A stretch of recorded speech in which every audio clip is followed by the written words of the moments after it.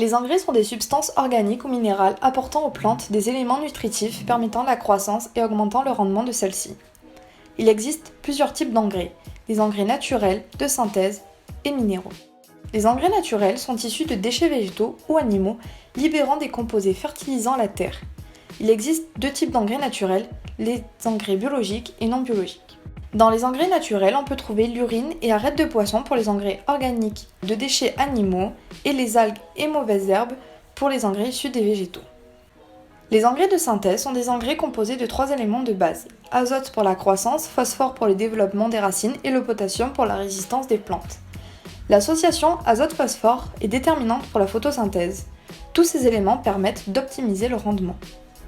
Les engrais synthétiques sont dangereux car la proportion des nutriments composant ces engrais est très importante, supérieure à 15% par élément.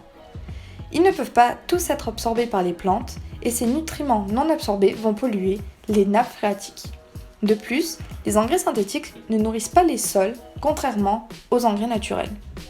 On trouve comme composé le plus synthétisé l'urée, mais celui-ci provoque des troubles sur le système digestif des ruminants et animaux domestiques.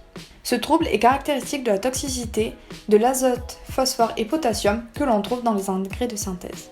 Enfin, les engrais minéraux sont des engrais d'origine minérale, produits par synthèse chimique ou par l'exploitation de gisements naturels de phosphate ou potasse.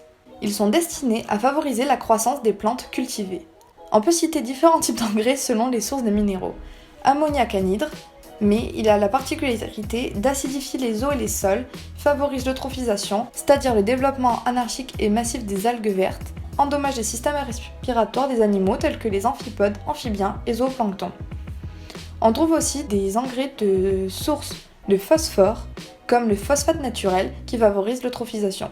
Il y a encore le calcaire qui provient des sources de calcium, mais aussi le sulfate de magnésium. Pour conclure, nous pouvons dire que tous ces engrais sont toxiques pour l'environnement lorsqu'on les utilise de façon abondante en raison de leur forte concentration en azote, phosphore et potassium. Ces fortes concentrations entraînent l'eutrophisation des eaux et les saturations des sols en oligo-éléments pouvant être nocifs à la faune et à la flore. L'utilisation d'engrais dans l'agriculture est alors réglementée et les produits destinés aux particuliers sont soumis à une législation.